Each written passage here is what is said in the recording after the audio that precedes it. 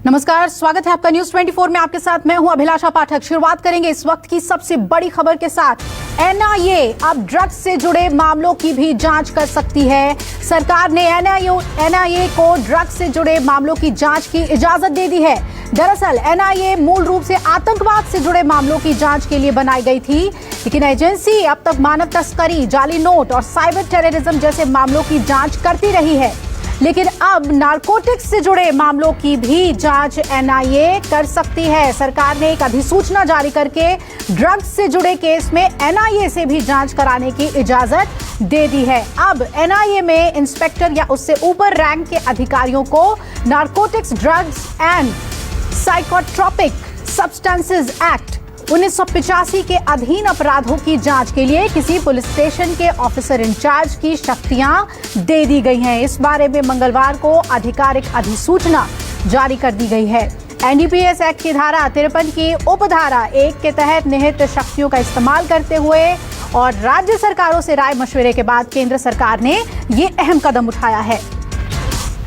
प्रशांत देव हमारे साथ जुड़े हुए हैं। प्रशांत, ड्रग्स मामले में मुंबई में पहले एनसीबी, उसके बाद एसआईटी और अब एनआईए भी इसकी जांच करेगी। बड़ा कदम केंद्र सरकार ने उठा लिया है।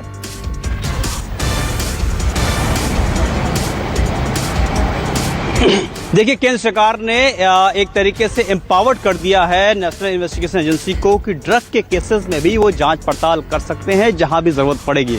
तो जिस तरह से बहुत कई तरह की अटकलें लग रही थी कि अगर सुशांत केस की बात करें तो इसकी भी जांच एनआईए करेगी, लेकिन सुशांत केस की जांच एनआईए का कोई आदेश नहीं दिया गया है। लेकिन एनआईए को ये ताकत दे दी गई है कि ड्रग से संबंधित किसी केस में एनआईए को भी इन्वॉल्व किया जा सकता है।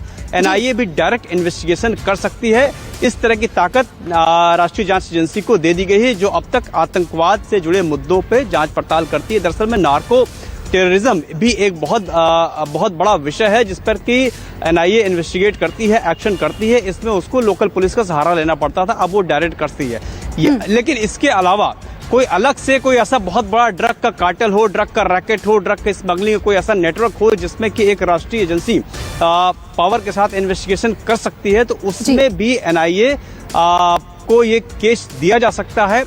इसलिए ये बहुत बड़ा कदम माना जा रहा है कि एनआईए के हाथ और मजबूत कर दिए गए हैं और कोई भी ड्रग का केस अब ऐसा नहीं है कि एनआईए को वो नहीं कर सकता है। जब भी सरकार को समझ में आएगा कि यहाँ पे एनआईए के इन्वेस्टिगेशन से फायदा होगा तो वो केस एनआईए को दिया जा सकता है। यानी कि ड्रग के केसेस भी लेकिन जिस तरह से इस केस में हमने देखा कि विदेश के कई देशों का नाम सामने आ रहा था कि वहां से ड्रग्स मंगाया जाता था।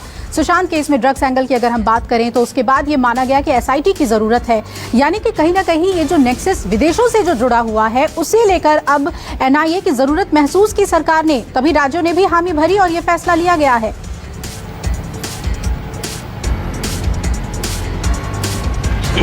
देखिए, होता क्या है इसमें कि कोई भी केस का इन्वेस्टिगेशन, जैसे कि मान लीजिए सुशांत केस में जो ड्रग पेडलिंग का एक रैकेट निकल के सामने आ रहा है, जो एक पूरा कार्टेल निकल के सामने आ रहा है, वो है मौत से जुड़ी हुई गुत्थी को सुलझाने का। लेकिन अगर इसके इन्वेस्टिगेशन में किसी को लगता है कि कहीं इसमें टेरर एंगल भी हो सकता है या एक से पूछताछ में जो दूसरे तीसरे का नाम आता है वो कहीं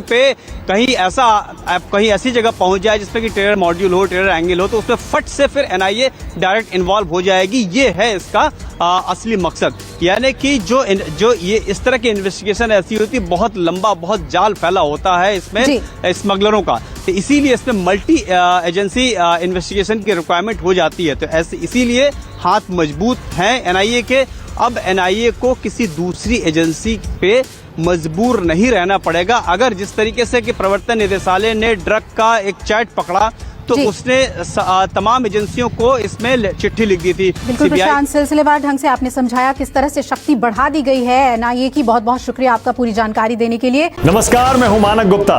अगर आपको हमारा ये वीडियो पसंद आया हो तो इसे लाइक और शेयर जरूर करें, और हाँ, हमें सब्सक्राइब और फॉलो करना ना भूलें ताकि आप देश और दुनिया की कोई खबर मिस ना करें। चाहे कोई ब्रेकिंग न्यूज हो या कोरोना वायरस से जुड़ी कोई भी अपडेट, पॉलिटिक्स हो या आपकी जेब से जुड़ी कोई खबर, इलेक्शन की कोई न्यूज हो, कोई कंट्रोवर्सी हो या फिर कोई वायरल वीडियो, सब कुछ मिलेगा न्यूज 24 पर। तो जुड़े रहिए हमारे साथ और देखते रहिए न्यूज 24।